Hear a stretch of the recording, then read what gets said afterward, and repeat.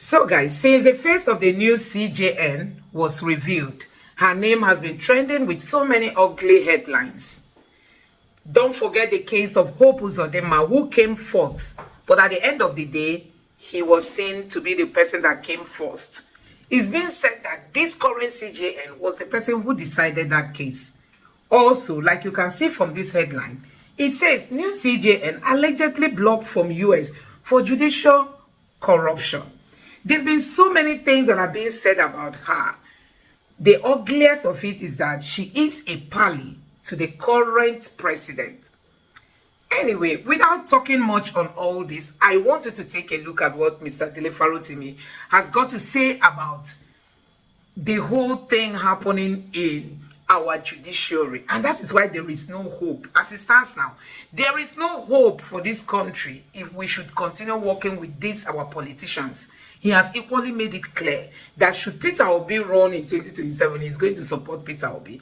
Like we all know, Peter Obi remains that unique face in our political arena. He remains different. So I'm just going to allow you to take a look at what Mr. DELE FAROTIMI has got to say. Nigerians, you need to watch this video from beginning to end because he came on this Shewu's platform prepared and he came angry because the mess is too much and we've tolerated enough from these political leaders who care not about the progress of this country but about their personal interests. Take a look for yourself.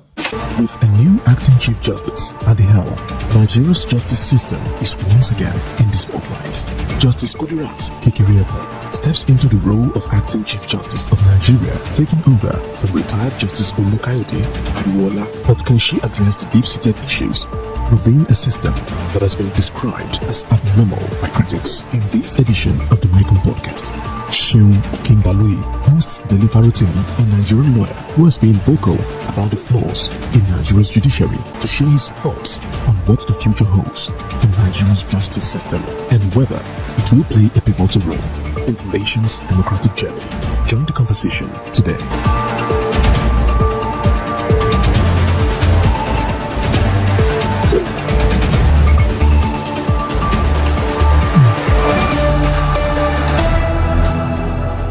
Hello and welcome to the Micron Podcast. I'm Seun Okinbaloye.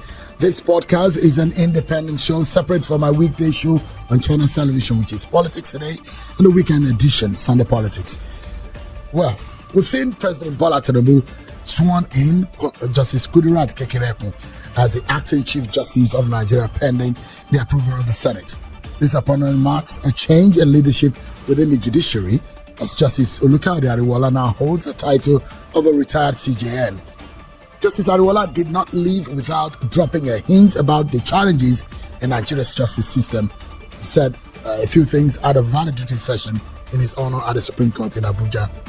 He said access to justice has contributed largely to the delay in the hearing of cases, as litigants and lawyers are forced to wait for several years to have their cases decided. With a shift at the helm of Nigeria's judiciary, the question on everyone's mind is whether this new leadership will bring about meaningful improvement in the justice system or if it will be more of the same. Joining me on this edition of the Micron Podcast from Lagos to discuss some of these issues around Nigeria's judiciary is Mr. DELE FAROTIMI, a seasoned lawyer and an outspoken critic of the Nigerian justice system, who has expressed his concerns extensively in his thought-provoking book, Nigeria and its Criminal Justice System. DELE FAROTIMI joins us virtually from Lagos. Thank you so much, Mr. FAROTIMI, for joining us today. Good evening, Seun. Thank you very much for having me. Thank you so much. I was reading your book with some kind of trepidation, and I was wondering, it was as if I was reading it in a public space. So I was looking around over my shoulder whether or not anybody could hear me or see what I'm reading, because the fear we have about the Nigerian judiciary, it does look like you're so frustrated, you're so angry. From the very first, in your preface to your introduction, you establish your disgust at some of what you have described as a rot in the Nigerian judiciary. Let me start by asking you, the change that we see in leadership between Justice Kayode Ariwola and Justice Kekereekun, how fundamental do you think this change is When you ask with the pedigree of Justice Kekere, I had to laugh because it's as if the change of name would suggest a change of some change of guard, as if some paradigm has shifted simply because we moved from an Ariwola to a Kekere. The fact of the matter is that she's a member of the Nigerian Judiciary. She's at the apex right now. She was part and parcel of that Supreme Court each and every time that it had failed the Nigerian people in the last decade plus. She was part and parcel of that Supreme Court when it delivered its Lawan judgment, when it delivered its Akpabio's judgment, when it delivered almost all of the disgusting judgments that have issued forth from the Supreme Court. You said you were reading my book with trepidation, and I'm like, okay. Flora Azinge, a justice, I believe, of the Court of Appeal, sitting at the tribunal in Kano. Azinge came out publicly to speak of how she was being induced. Attempts were being made to induce herself and members of her panel. That wasn't DELE FAROTIMI that said that. That is a veritable member of the judiciary that said that. Bukachua came to the public space to tell all of us within the unholy chambers of the Senate exactly how judicial pronouncements are procured in the bedroom. It was the first to inform us of how the judiciary has been Bukachuanized. Supreme Court justices, numbering 14, came out to say that the Supreme Court, the head of the Supreme Court at the time, Tanku Mohammed, the plane driver, was corrupt. They were claiming that 80 billion had been misappropriated in the Supreme Court. These were justices of the Supreme Court that were signing petition, not DELE FAROTIMI now. So it wasn't something that DELE FAROTIMI said that led them to do that. When the United States Department of State came out with its 2021 report and said that our judiciary is a cesspit of corruption, it wasn't DELE FAROTIMI that said that. He didn't say so. So you have a situation where our judiciary did not become the way it is because DELE said anything. Incidentally, I believe about 2 years ago, when Justice Ariwola was appointed acting CJ, this question you have asked of me tonight was probably a mirror image of the same question Dr. Ruben Abati asked of me about Ariwola and what effect it might have, what changes we might expect from the judiciary. I told him at the time that I didn't expect anything to change. Just as I'm telling you as well, right here and now, that I expect nothing to change. The Nigerian judiciary is the way it is because that is the way the system needs it to be for the system to function. Mr. Farotimi, there are those who know Justice Kekere and who will refer to Justice Kekere in this manner. They say Justice Kekere is incorruptible and comes with the highest level of integrity. Would you be fair to have referred to Justice Kekere in the manner in which you have referred to her? Our person has been. No, you've made reference. Listen, my brother. Persons make up systems, but essentially, this is not about persons. I don't have a personal experience of Justice Kekere, so I cannot speak to a person, but I can speak to the institution that she is heading. And I am saying that the institution she's heading is institutionally incapable of delivering justice because the system has not been set up to deliver justice. I don't know who she is as a person, but I know what she represents. And I am saying that the institution she represents, look, don't listen to me, listen to Ebun Shofunde SAN. Mr. Shofunde was very specific when he said very clearly that the judicial reputation is at an all-time low. That is the head of the body of senior advocates of Nigeria. Not me. I'm even a retired lawyer. I'm not a seasoned lawyer. Don't worry.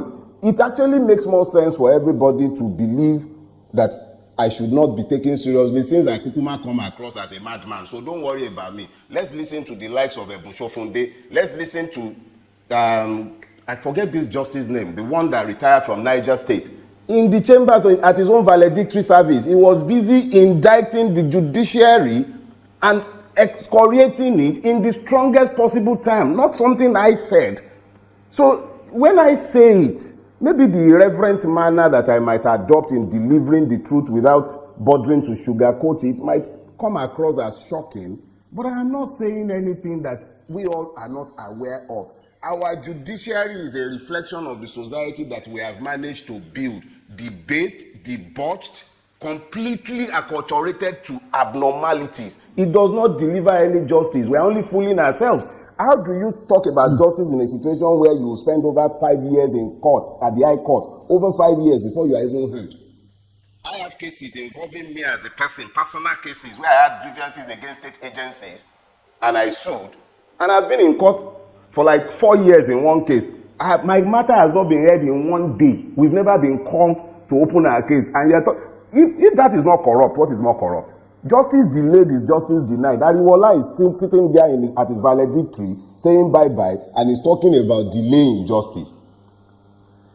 Who causes it? Yeah, and this is the manner in which I summarized your book. It's an easy read.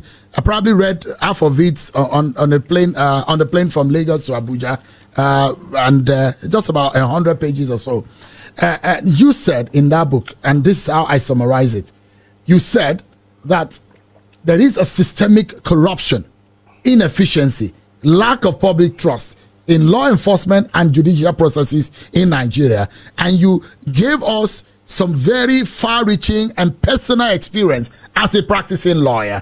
In fact, what bothered me is the names that you dropped and the names you mentioned, which I know can put you into legal trouble, and which I know that you're a man of, you're a troublemaker yourself. Let me explain something to you. Yeah. In law, the truth is an absolute defense against libel. Whether that libel is civil or criminal libel, the truth is an absolute defense. I challenge any one of them to dare to sue me, take me to that same court. The key reason why I felt myself compelled to write this book is the fact that I sought legal redress for the libel against me by one of the principal characters, and he used his clout in the judiciary to deny me the capacity to even question him. These are weighty allegations. You have they are not allegations, they are former facts. Solicitor General of Lagos State, Lawal Pedro, SAN. You have accused Baba Afe Babalola, SAN. You have accused a very prominent person in the judiciary also of compromise. In fact, you even mentioned the retired CJN Ariwola in some of your analysis in your book. These are weighty and heavy allegations against these personalities, don't you think? Let me put it this way. I have been very, very deliberate about avoiding dealing with names and persons, because my fight in the Nigerian space is not against persons. It's about the decadent institution and the state itself. So whenever I have had to mention persons by name, it's been because it is completely unavoidable, and the truth and facts have to be established without looking at anybody's eyes, because all of us, we're just creatures in time. We will go eventually. Incidentally, my confidant and friend, who was chairman at the launch of the book, has passed on. Within less than 2 months of the book being launched, that shows you the transient nature. Yes, it shows you the transient nature of the life that we live. So if I say because I'm afraid of what a human being would do to me, or I'm afraid of how my professional colleagues or people might look at me when I have spoken the truth, what of when I'm dead? What happens then? So whilst I'm here, alive and well, and able to speak the truth that I've experienced and has been given to me to speak, it is not for me to look at the eyes of Uche, me, Woju Uche, whoever know like him. They are the legal gurus now. They know the road to court. I have every confidence in the capacity of the truth, both as a shield and as a sword. Every confidence. And having said that, I say this knowing that I have told the truth.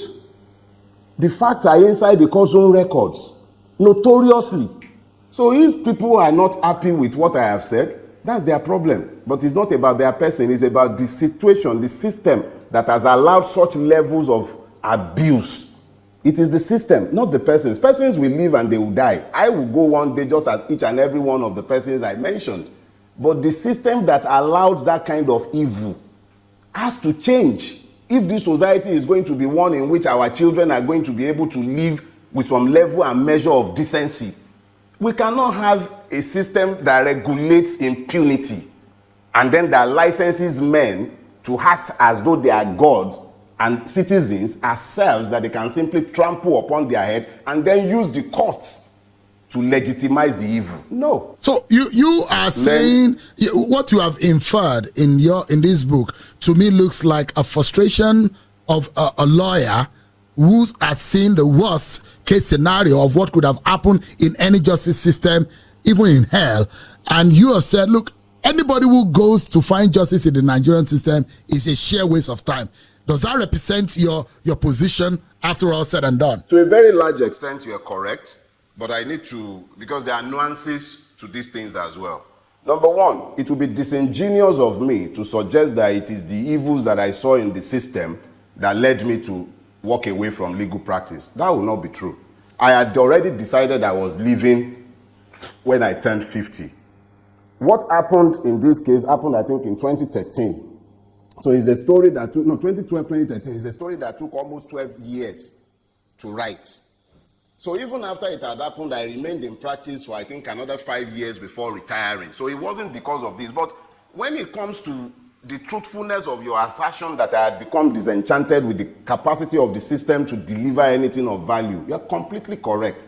It had become clear to me that the Nigerian judicial system is completely unfit for purpose. Look, United Nations Office for Drug and Crimes was very clear in his indictment of the Nigerian judicial system. He says it is corrupt, horribly corrupt. That is not me.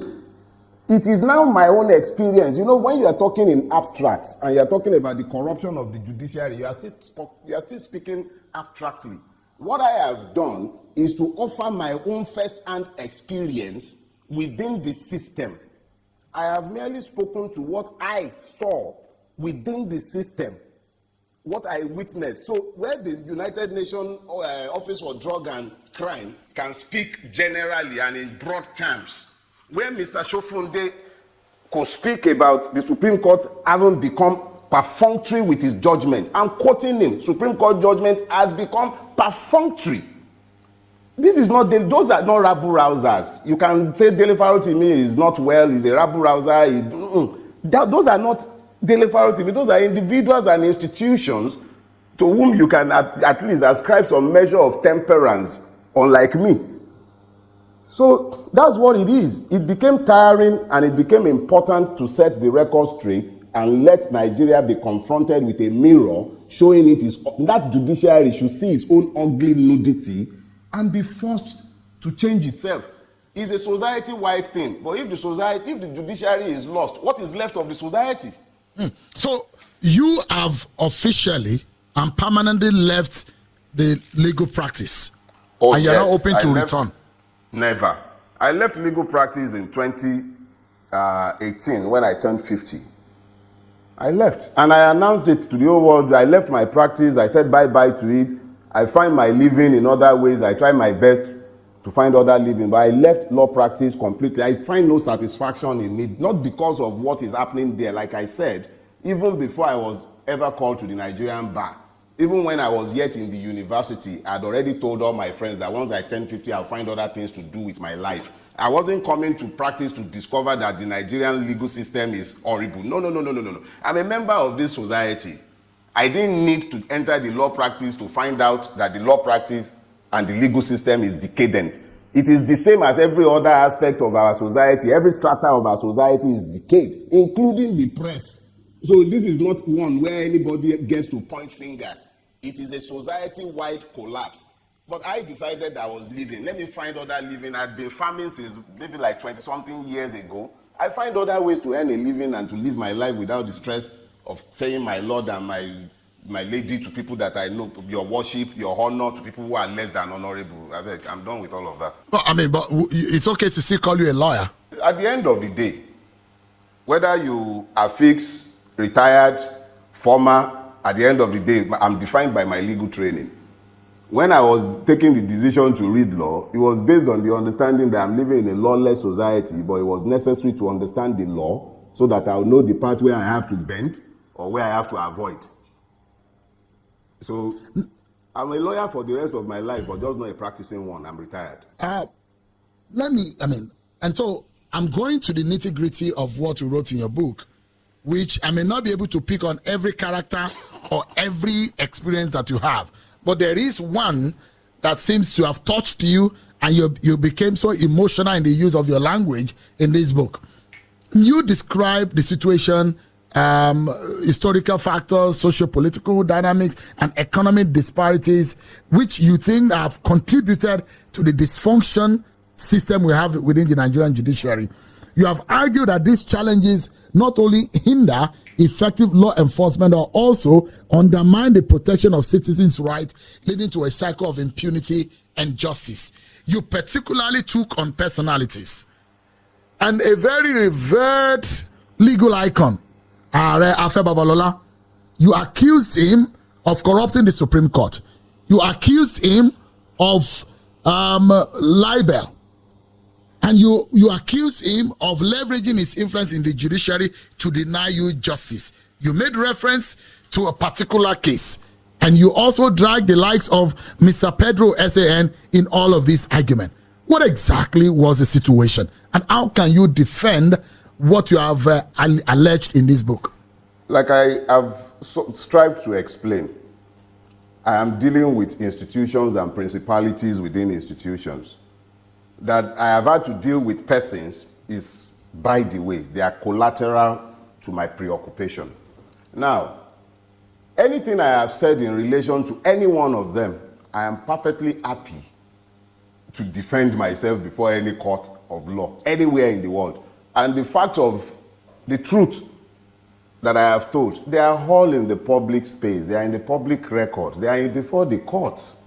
I have not written this book to scandalize or to make money. In actual fact, every kobo derived from this book already pledged and donated to a foundation for autistic children. This is not for gain. But the truth is the truth is the truth. And it must be told without caring about names or reputations. If I have lied against persons, they are lawyers. As you said, Baba is the legal igu in Nigeria. They are the ones who planted the judiciary that we have today. And I know and they know what they did in the case under reference. And the fact of what they did, the malfeasance, is before the courts. They can't even, I don't even have to produce a single piece of paper. Everything is in the public space. But it seems that person so revered as Are Afe Babalola, yes, it looks that you are impugning that image, that reputation built over the years. And I'm asking you to substantiate. Tell Nigerians on this platform what exactly was the case. How did he deny you justice through the system? Sheon, Mr. I wrote a book deliberately setting out the facts. I have also been very deliberate in my presentation and speaking about the book since I wrote it, to make sure that nobody is able to say that I have written the book with the intention of scandalizing persons. When I said Are Afe Babalola denied me justice, I laid out the substance of my allegation in the book that I have written. If I begin to deal with the nuts and bolts of it on your podcast or in the press, that's why you've never seen me tweet any part of the allegation or speak about it publicly. I've put it in a book. That is deliberate. It will outlive me and them. It is not beer parlor talk. It is me putting my words in writing. It is indelible. Nobody can touch it again. Before that book was written, my major prayer was that Are Afe Babalola should live to read that book, or at least have somebody read it to him, or at least have somebody tell him about it so that he's able to rebut, and nobody is going to turn around later on and claim that, why didn't you say this when he was alive? In actual fact, that was why I sued him in his lifetime, so that there would be record that I challenged him with the facts when he was alive. And thanks to God, the God who has given all of us life, he has preserved him as he has preserved me. Are Afe Babalola is alive and well. He is well able to challenge the facts as I have laid them out. So when I say that he denied me justice, even you who has read the book, let me just say this. How do you explain that the person who was the chairperson at my wedding was the judge, the chairperson at my wedding, who has not talked to me and has kept at distance and been very malicious towards me, Since 2003, she has never had a word to say to me. That was the person, my very first employer as a lawyer. That was the judge that the case was assigned to. My case against Afe Babalola was assigned to that judge. And you think that you couldn't have gotten justice? How could I possibly have gotten justice from a judge who hadn't spoken to me, who was chairperson at my wedding, who was the first person to ever employ me? And that Who will is the imagine that kind of person would be in your favor, not against you? I didn't need anyone to be in my favor. But as I said in the book, the moment the case was assigned to her, I called the former head of chambers and told him, see, they've assigned my case to this woman. If I write a letter demanding that the case be removed, it will be construed as me being malicious. I'll leave it, since she's not the substantive judge. She's meant to be the I can't remember what they call those things. When you file a case, first it goes to a judge before it goes to trial. She was just meant to just take the preliminary issues. But she killed the case before it even went. That's another story, and it's been told. See, justice must not only be done, it must be seen to have been done. She adjourned to rule on a preliminary objection. We wrote 2 letters to the court to find out when the ruling will be delivered, and copied her first chamber. Nobody ever responded. 9 months after her adjournment, she delivered the ruling without even informing us. We just happened to be in court for something else, and we realized that she had delivered her ruling without ever informing us. I have provided more. Look, my own is this. Before the book was written, I was pressured.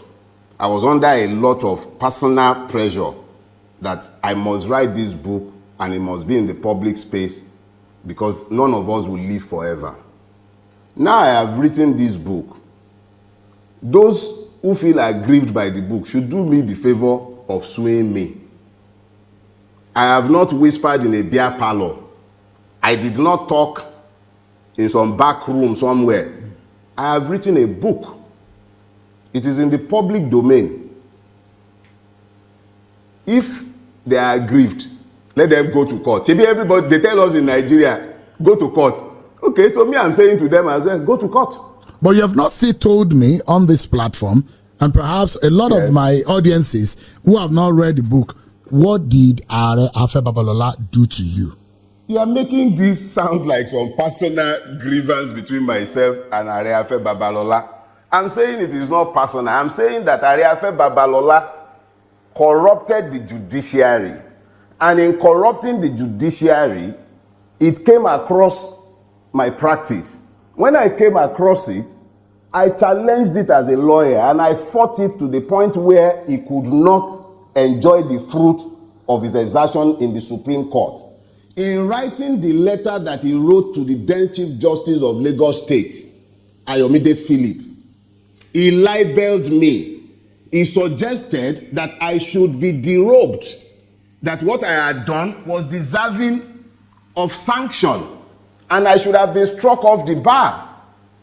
And when I saw this, knowing what I already knew of what he did, I wrote a letter asking that he should withdraw that letter that he had written that was libelous of me. And it declined. Arrogantly so, it declined. And I sued him for libel. And when I sued for libel, the machines of corruption went into overdrive, and a case that should never have been killed at the preliminary stage was killed. Everything about the case, the judge to whom it was assigned, the manner of the handling of the case, 9 months after it was adjourned for ruling, 9 months, the procedures are clear, it shouldn't be longer than 3 months, 9 months, without informing us, in spite of the fact that we had written 2 letters to request to be told when the ruling will be delivered. So, and then the ruling went as far as to say that, look, Sheung, there are some things that should not be reduced to person. This has nothing to do with persons. If Are Afe Babalola was the only person who is licensed to enjoy that level of impunity, that's different. It's not about him. It's a system-wide problem. You simply can't get justice from the system. When I spoke about him and the others, they are merely as examples. He has nothing to do with persons. I don't know him as a person beyond what I have described. I think I've only ever set my eye on him once in my entire life. I described it in the book. He was at Heathrow Terminal 5. That was the only time I ever saw him in my life, and it was before this occurrence. So it's nothing personal.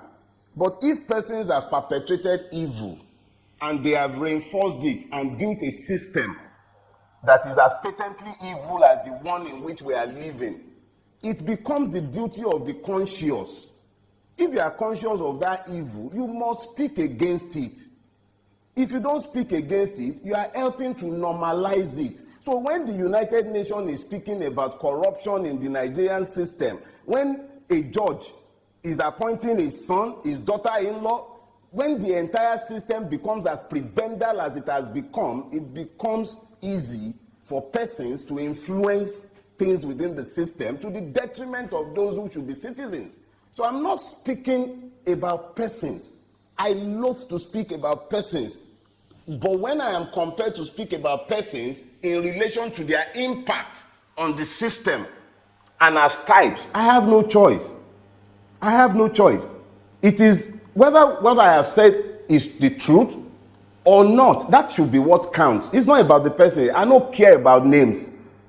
I don't care about whether the person is 100 years old or 10 years old. It is about what level of respect have you earned. What is the value of the life you have lived? Do you think that there is some kind of cultic arrangement within the legal profession that drags the judiciary by the jugular, such that there are some persons within the legal profession that get justice the way they want?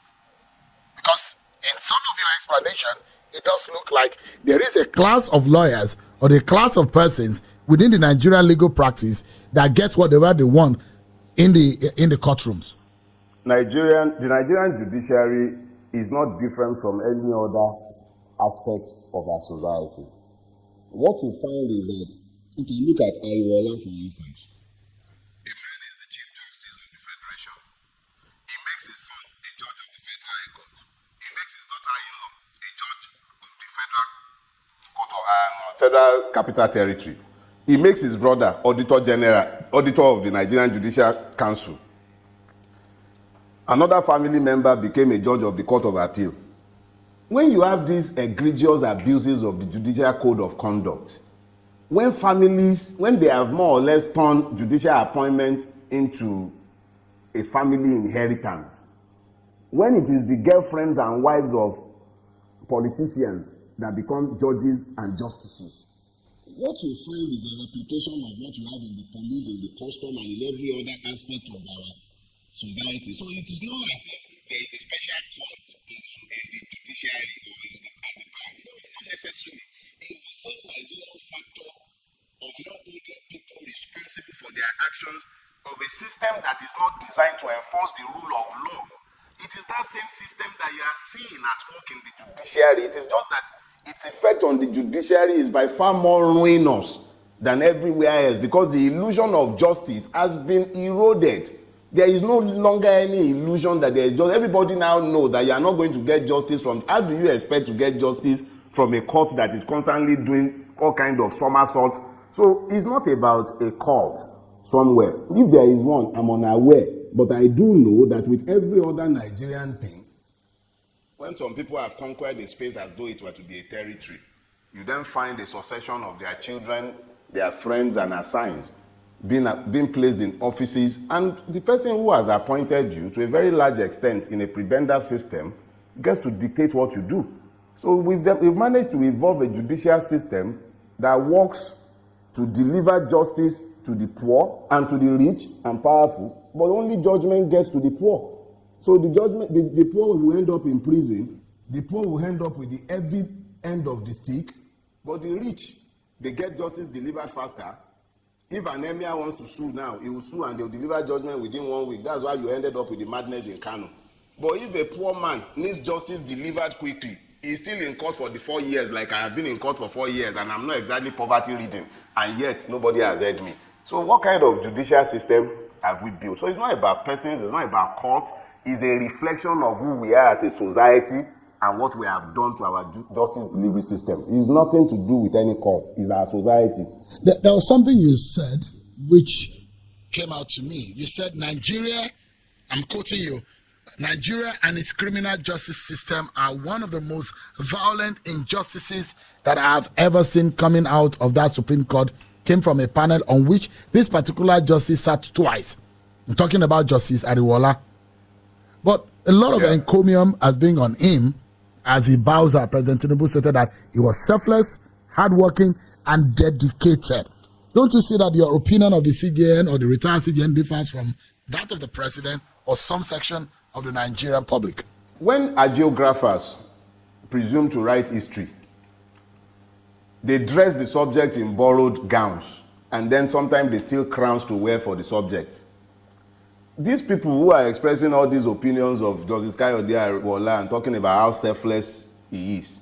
How selfless is he when he was appointing his son a judge of the Federal High Court against the clear provision of the Judicial Code of Conduct? How selfless was he when he was appointing his brother auditor of the National Judicial Council? So I'm not going to, like I said, it's not personal. So when they are busy eulogizing him and talking about how selfless he is, let them remember that the history on paper, the facts suggest the exact opposite of what they are saying. But like I said, I have nothing personal against Ariwola as a man. I don't know him. I've never seen him in my life. I've never met him. So whatever it is that they say he is, history will judge all of us eventually. History will decide whether a selfless man would appoint his son a judge, his daughter-in-law a judge, his brother auditor, another cousin, justice of the Court of Appeal, under his watch as the Chief Justice of the Federation. So me, I'm not going to join issues with his judgment by history. I've written what I know of him, and that was what I found in coming across him as a public servant. Other than that, I don't know him as a person. I have merely given my account of what I know. Those who are busy dressing him in borrowed gowns, they can enjoy themselves. History will take those gowns off him in due course. And coincidentally, there was a matter in court with the former Minister of Finance, Kemi Adeosun. And it looked to me that this is yet another kind of frustration that you express in this book about the state of our justice system. How sad do you think this scenario for you based on how you express it in the book? Mike, I had a case. I was being tried before Justice Dada, and whilst I was there, two people were equally being tried by the EFCC before Justice Dada. The lady was trying to procure a visa to the United Kingdom, and she was trying to do this using forged documents, and the second accused, our co-accused, was the one who was more or less like the travel agent who provided the forged document. Whilst I was there, whilst my own case was also going on, these pair were convicted and sentenced to prison. It was the same week that they were sentenced to prison that the Kemi Adeosun story was breaking in the Nigerian press. And I was looking at this. In this same society, where somebody who was trying to escape the madness of Nigeria in a desperation, yes, not condoning criminality, in a desperation, she procured forged documents. The system, with the agency of the EFCC, ensured their imprisonment. But Kemi Adeosun, a minister of the Federal Republic of Nigeria, forged their own NYSC paper. What happened to her? Nothing. So for the poor, you have judgment. For the rich, you have impunity. So it's merely, again, like I said, it's not about persons. As you can see, I cannot even remember the name of the victims. They are without names. I just remember that it was another Nigerian, male and a female, and they were victims of the system. The same system that criminalized them, forced them into lives of criminality, was also very effective in ensuring that they were punished. But someone like Kemi Adeosun sat in the office of the Minister for Finance in this country, doing so with forged NYSC papers, and nothing happened to her. There is another story I told in there of a gentleman I went to law school with. He was convicted of a misdemeanor in his undergraduate years in the UK. the Council of Legal Education refused to call him to the bar. I don't know if they've called him to the bar now. But the same Council of Legal Education, the same Nigerian Judicial Council, is sat watching. Who has asked Justice Flora Azinge to name the senior advocate of Nigeria that was attempting to bribe her? Up until today, nobody. So it's painful, but the reality is that Nigeria is not blessed with a justice delivery system. There is none.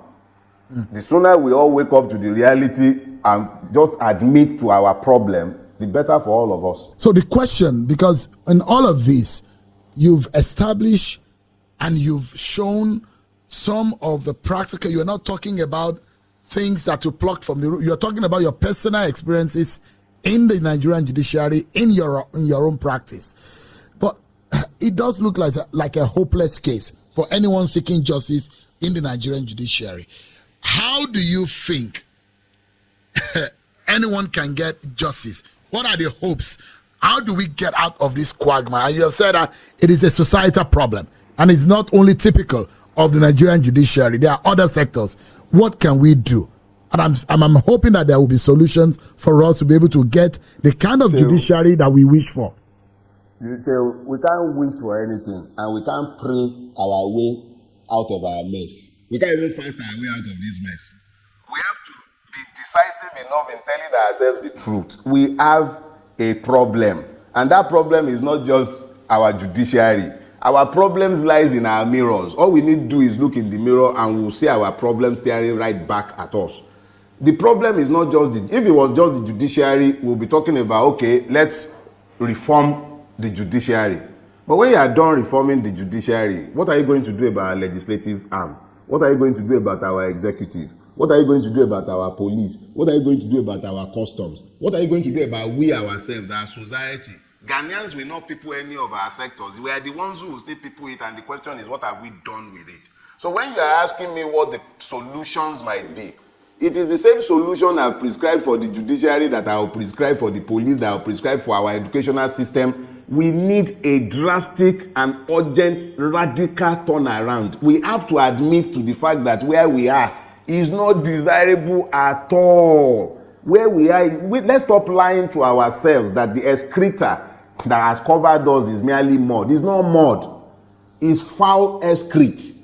We need to admit to it first. If we are going to walk away from it, we must admit to the undesirability of our situation.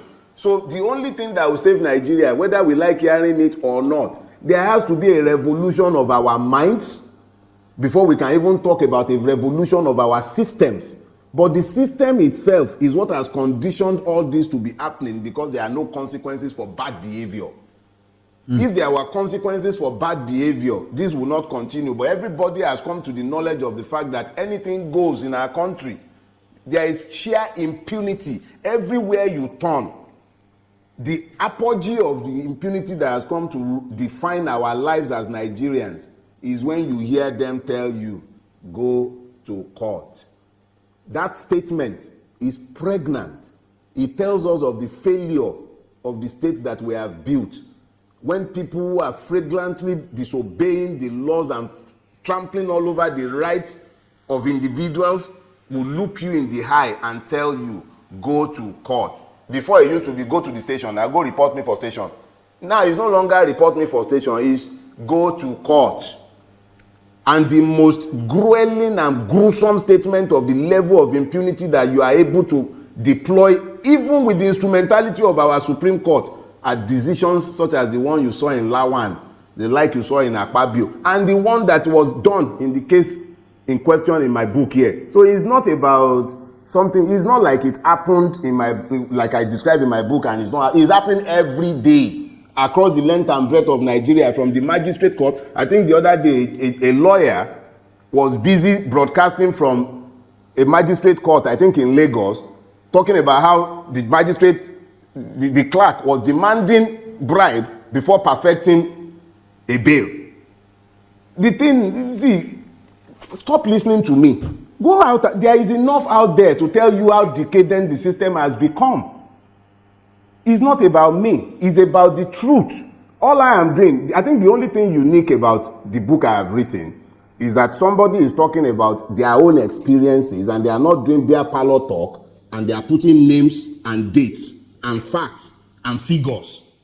That is the only thing that is different. I have come to paint the details. That thing that the United Nations Office of Drug and Crime are telling you blithely, talking about general, the same thing that Mr. Ebonshofunde, SAN, was talking about when he says judicial reputation is at an all-time low.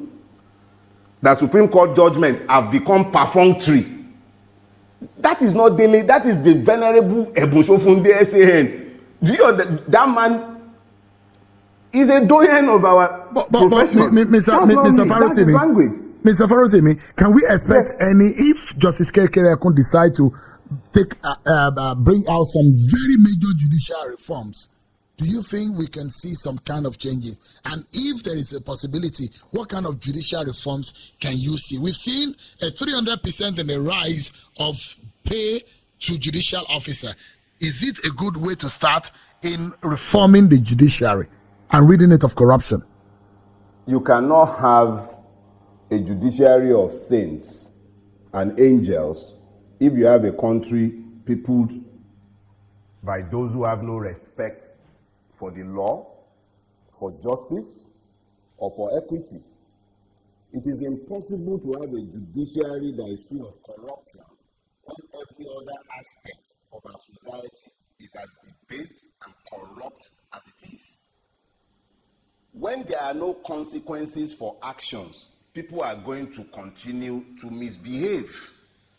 So if we're talking about reforms, the reforms cannot be solely about the judiciary. It's a society-wide thing. But if we are focusing on the judiciary, you have to take a look at the process of appointment. If politicians that we have all universally agreed are largely corrupt and crooked are the ones who are appointing judges, what kind of judges do we expect them to appoint? The judges are bound to be reflective of those who are appointing them. So you need to first of all look at, one, how are you recruiting your legislators? How are you recruiting your executive? Because they are the ones who end up influencing the appointment of judges.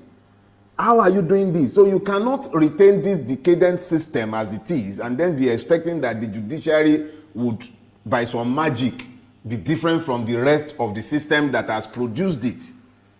So talking about the judiciary, yes, we can talk about it sectorally, but it does not change the fact that it is merely a reflection of the society in which it operates. It is part and parcel of our society. Let me quickly, let's wrap up this conversation. But your position, politically, of course, I saw what happened with Kenneth Ogunko, who said he no longer speaks for Peter Obi because he doesn't think that he has the grit and the firmness to be able to handle issues. Are you still with Peter Obi? Do you hold a similar notion, or what do you make of that kind of situation where he thinks what is going on in the Labour Party needed a firm and a very, very strong handling, but he didn't see that Peter Obi was able to handle that situation the manner in which he did. Are you also disappointed with what is happening in the Labour Party? Let me say this. What is happening in the Labour Party is, for me, the noise next door. I'm not a member of the Labour Party, and I have labored to make this clear before the election, during the election, and after the election. I have not concerned myself with what is happening in the Labour Party. Kenneth joined the Labour Party, so it was his business what was happening there. It's none of my business, and I've not made it my business. I'm not a politician. I am a citizen of a country that is not yet born, a victim of Nigeria looking to have a better country in the future. Peter Obi is a man that I admire a lot. I don't expect him to dictate what should happen in the Labour Party. When did he join them? The Labour Party is a party. It's not, I believe that if it's a party, to an extent, they would have to find a democratic means of resolving their differences. Peter Obi is not in a position to dictate the terms of their settlement to them, and I don't expect him to. Obviously, Kenneth Okonkwo has a different understanding of what Peter Obi's response should have been. He is a politician, just like Peter Obi is a politician. They are the ones who decide what political tactics works for them as politicians. Me, I'm not a politician. As of today, if there were to be a presidential election, Peter Obi is the person I'll still queue behind, because I believe in his capacity to take Nigeria in a non-violent manner to the revolution that I desire. I wish to see Nigeria turn around, and I don't want to see that happening violently. And I believe that Peter Obi has the mass appeal and the capacity to unite this country behind a vision for a better future. That is the basis. As at today, I don't know what he might do tomorrow that might change my mind. I'm a free agent. It might be that tomorrow he decides to align himself with persons that I do not believe I can work with, people that I believe cannot bring anything good to Nigeria. And on account of that, I might decide, okay, hasta la vista, we can't work together. But as at today, barring any dramatic happenstance, I remain solidly behind Peter Obi, and I will continue to support him into 2027 if he's going to run, and if we have managed to reform our electoral system. Because any election without a reformation of our electoral system, I'm not interested. I mean, Kenneth Okonkwo went as far as saying, for 2027, Peter Obi, Bola Tinubu, Atiku should move aside. Like, or use, or you are of the opinion that 2027, you are of the opinion that 2027, Peter Obi should realign or go back to the ring and see through his hat and run again for president. That's your opinion, and that's your stand, isn't it? Let me put it this way. Peter Obi did not lose the last election. Peter Obi won the last election. INEC and the judiciary performed their magic. 2027, there will be no election without a reformation of our electoral system. If the electoral system is not reformed to ensure that BVAS and electronic transmission from the polling unit becomes compulsory, I would not even bother to participate in that election. Because you can be sure that Tinubu was not in power, that ran and snatched and grabbed it, already has the 2027 election result written. A Tinubu that will be busy appointing weakest man as electoral commissioner, the most violent election rigger in Nigeria today, openly is wicked. That is the person whose proxy was being appointed as that's a weighty allegation. Electoral commissioner. That's a weighty allegation. I said it because he's on video. Now I beg you, stop being politically correct. There are multiple videos and audios of Wike enforcing his political will in Rivers State over and above the sovereign will of the people of that state.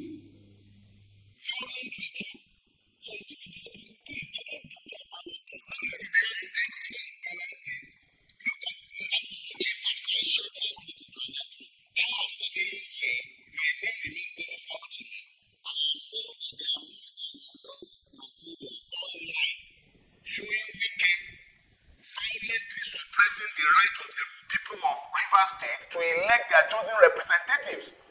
And I am saying that his personal aide, his person, has already been appointed a resident electoral commission since Tinubu came to power. So how can you be talking about a free and fair election in 2027?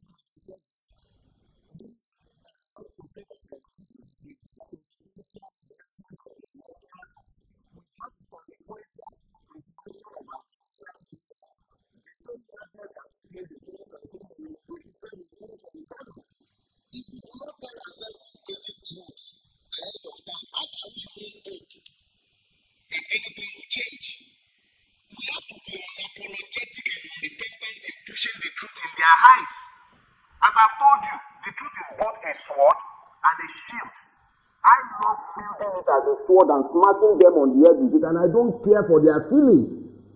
I don't know how long any one of us is going to live. I'm not going to live my life kowtowing to the opinion, sentiment, or emotions of worthless human beings who have wrecked the life of thousands and millions by their actions and inactions. So we cannot be talking about an election in 2027 in the presence of the multiple madnesses that have remained with us, in the presence of a situation where a corrupt INEC chairman will open his mouth and blithely declare on national TV, go to court.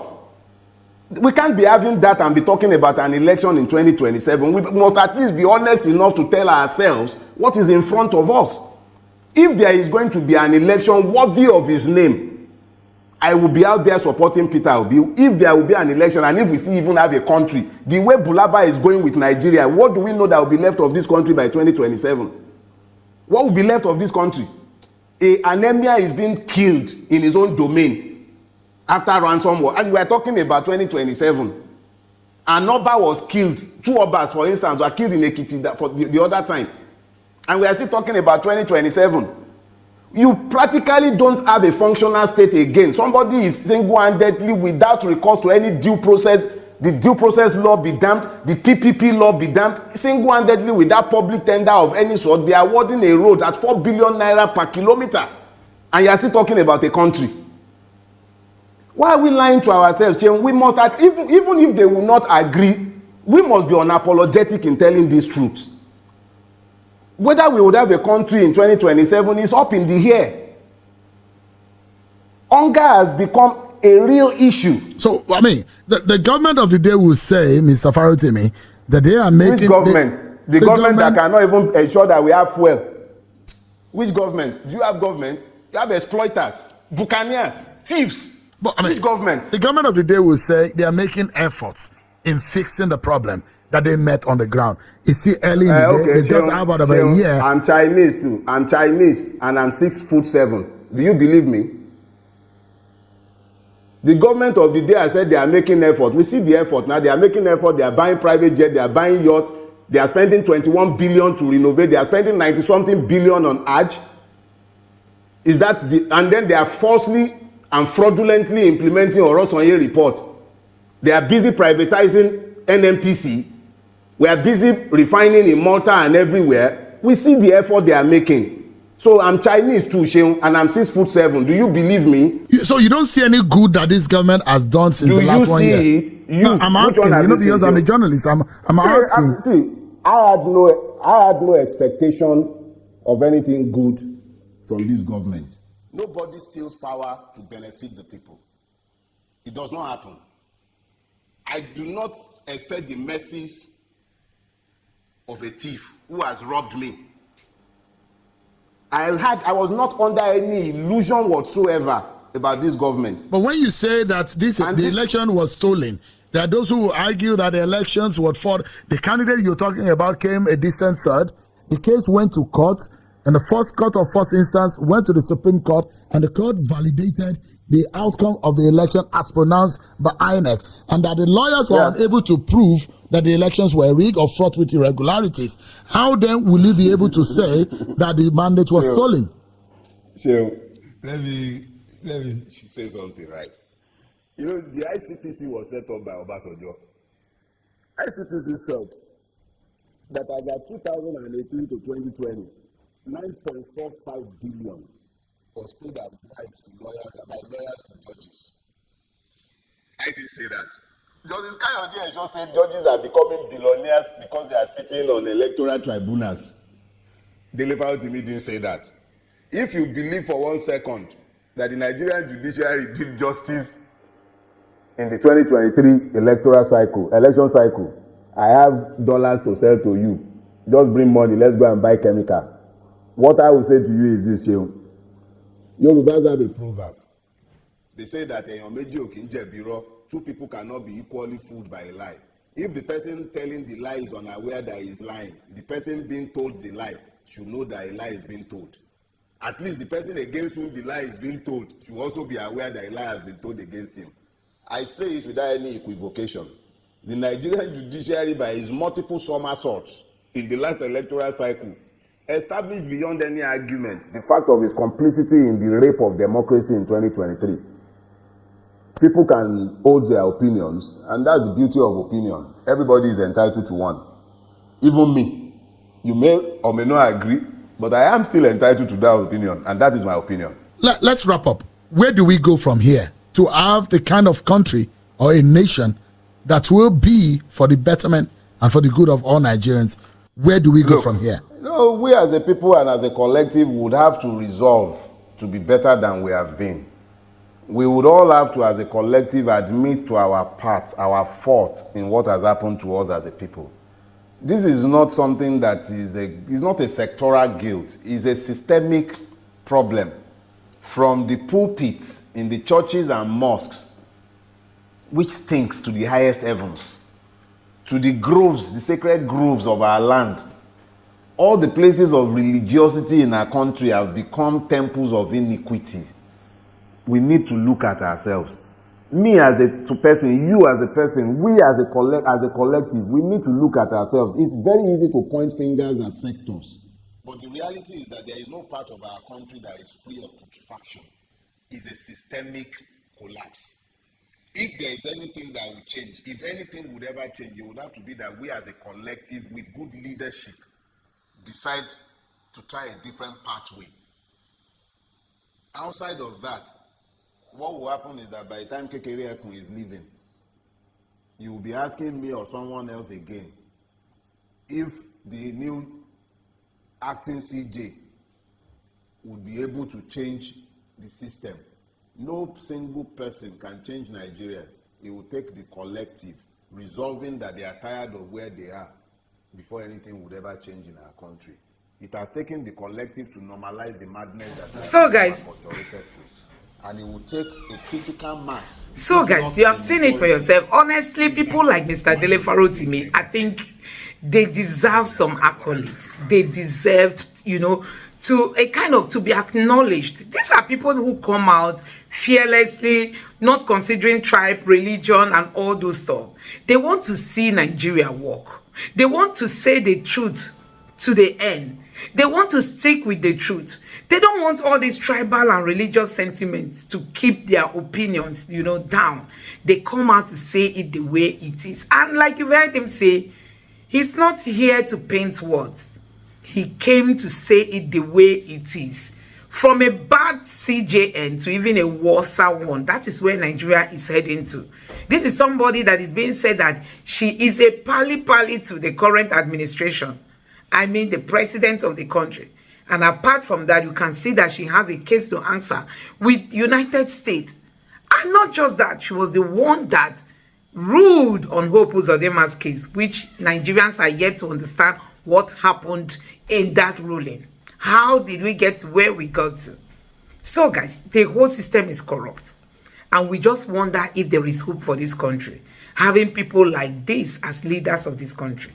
Nigerians, it should bother you if we have a future for this country. If we keep dealing with, corrupt judicial officers, if we keep fighting with, corruption, not just within INEC, but also the judiciary has been hijacked. I mean, that alone is the biggest of our challenge when we talk of democracy in this country. Because as it stands now, there is no democracy in Nigeria, and there won't be any democracy in Nigeria.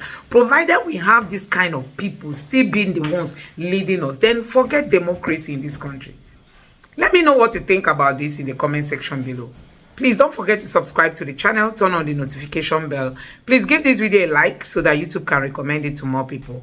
And drop your thoughts in the comment section below. Let me know what you think about this current CJN. Do you think should be fair to the Nigerian people come next 2027 election? Because everything Tinubu does has a political inclination to it. It has a political undertone to whatever decision they are taking now. It's just